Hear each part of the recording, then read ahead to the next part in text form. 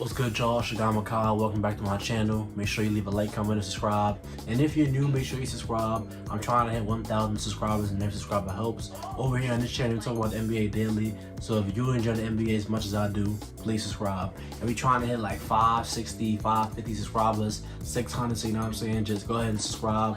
Like the video if you like the video. Comment, subscribe, share, all that. You're gonna like this video. You're gonna like my videos if you like the NBA. So might as well just hang around, you know. But yeah, today we're going to be talking about the Golden State Warriors, and you know, I do think that the Warriors are going to make the playoffs, unlike last year. Last year was kind of crazy because when they had Steph Curry in the lineup, they were 37 and 26. When he wasn't in the lineup, it was just garbage. And I feel like when he went out with that, you know, tailbone injury, that really derailed this season. And you know, it was just some crazy games. The last two play-in games are just, you know, insane. Steph Curry did all that he could, but they wound up missing the playoffs. I mean, you know, it is what it is. But now they're back, and this time around, they're expecting Klay Thompson back around December-ish. And I think that a lot of their season kind of relies on how Klay Thompson comes back. 'Cause I know he's coming back, but it kind of relies on if he's, you know, the defender he once was. I know for sure, no matter what, he's going to be a very, very elite shooter. You don't lose your shooter with injury. You lose your athleticism, your quickness, but you don't lose, you know, skills like that. Like shooting, he's always going to be the second best shooter in the NBA skill-wise. But it's just about, can he, you know, night to night take on tough perimeter matchups. I think they're probably going to slide him. I think they're going to, you know, leave him as shooting guard, slide Andrew Wiggins to the small forward. And I think that Andrew Wiggins and Klay Thompson and Draymond Green has the potential to be a very, very good, you know, nucleus for defense for Golden State. But it's really the offense that, you know, worries me. Steph Curry averaged 32 last year. I think it was 65% true shooting, like 45% from three, something like that. Like, hold on, I got it right here. It was 42% from three, which isn't 45, but that's still elite. That's still insane, because if you look at the threes he's taking, it's off the dribble, 30 feet, off the catch. Like he's shooting any kind of three imaginable, and he's still cooking. He's finishing great. He's shooting the mid-range great, solid pass or good passer. Like everything about Steph Curry offensively is just amazing.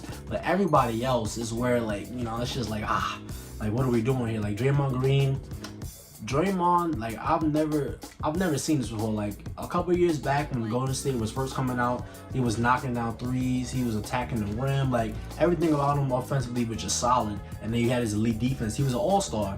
But now, like the last couple of seasons, I thought the year that Steph Curry got injured, like the first like 5 games, I gave Draymond a pass. I'm like, oh, he probably wasn't trying to do nothing too crazy, that's why his numbers look like that.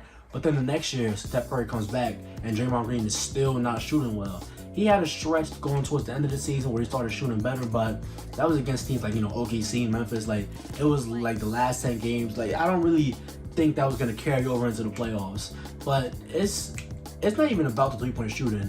Draymond Green does not look towards the rim when he's doing handoffs to Steph Curry. When he's, you know, in the pick and roll, he's always looking to pass. He's always looking to swing it back to Steph. Like he's not looking to score, and I think that's going to be an issue long term if they don't fix that. Because Steve Kerr, he runs, you know, he's run the same offense for years. It's just Steph Curry go run around off ball, Steph Curry, you know, hand off, get it back, and it's, you know, short roll passes for Draymond, and, you know, off ball stuff for Klay.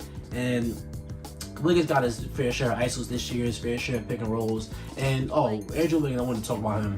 Andrew Wiggins, I feel like he's never going to be a max contract player. He's on a max contract, it is what it is. But he is a good player. I don't want to make it seem like he's a bad NBA player. It's just that he's not what we all thought he would be. This season was one of his best seasons on defense. He was really, really good on that end. He was locking up wings, locking up guards. Like he was just doing really, really well on that end. And I feel like offensively, he did just about all you could ask him. He was 18 points on 47% shooting and 38% from three on 5 attempts per game. Now, do I think he's 38% from three for the rest of his career? Probably not. I think this is kind of an outlier, but I think he's like, you know, 35, 36, like a couple percentage points lower. But I think that, you know, him being a self-creator, I think he's a pretty solid dribbler. He's good off the dribble. I just feel like, you know, for years watching Andrew Wiggins, he always doesn't know how to, you know, fully go to the rim. I feel like he's always settling for turnaround jumpers, pull-up jumpers. When he has the athleticism to just go all the way to the rim, I think it would take up his percentages a lot. I think it will make his, you know, overall offensive game just look a lot better. And, you know, about the rookies, well, You know, I think Jonathan Kuminga could be a guy. I definitely think Moses Moody could definitely be valuable this season. But about Jonathan Kuminga, I've heard that they looking into sending him into the G League, and I think that could also be good for him as well. Because when you go to the G League, people sleep on the G League, but it's really, really good for development. Like, look at Jordan Poole's on the Warriors right now. A couple years ago, I didn't even think Jordan Poole would even be still in the rotation of a team, and now he's a quality bench guy. Jordan Poole, the way he improved his ball handling and, you know, how he improved his scoring overall, it just really, really goes to show you that the G League is, you know, truly slept on. And I think that if you send Jonathan Kuminga there, let him take a bunch of shots tonight, let him just, you know, sharpen his tools, I think he could come back to you a better NBA player for it. Like, sending guys to the G League, it shouldn't be viewed as a bad thing, but it should be viewed as a thing that, you know, can help them. And, you know, let's talk about the offseason. The off-season signings they did, they signed Andre Iguodala, they signed Otto Porter Jr., and they signed Nemanja Bjelica. All of those three guys don't really move the needle a lot. They're fine bench dudes, but I feel like Andre Iguodala at this age, he's 38 years old. I'm pretty sure his best days on defense are way behind him. Can he be, you know, solid, you know, as a team defender? Sure, but offensively, I feel like he's kind of fried, and, you know, I feel like his value is gonna come, you know, on the bench. Definitely, like, you know, 10 to 15 minutes a game, nothing too crazy. And I feel like he's gonna share his knowledge with the rookies. He's gonna be a good mentor to the young guys, and I feel like he's gonna have a good role just in the organization, not just on the court, but in the organization. I feel like he was athletic coming out. Jonathan Kuminga is very athletic. Maybe he has some tips for him moving forward. Maybe it doesn't. But I think that, you know, Andre Iguodala coming back to the Warriors is a really good thing.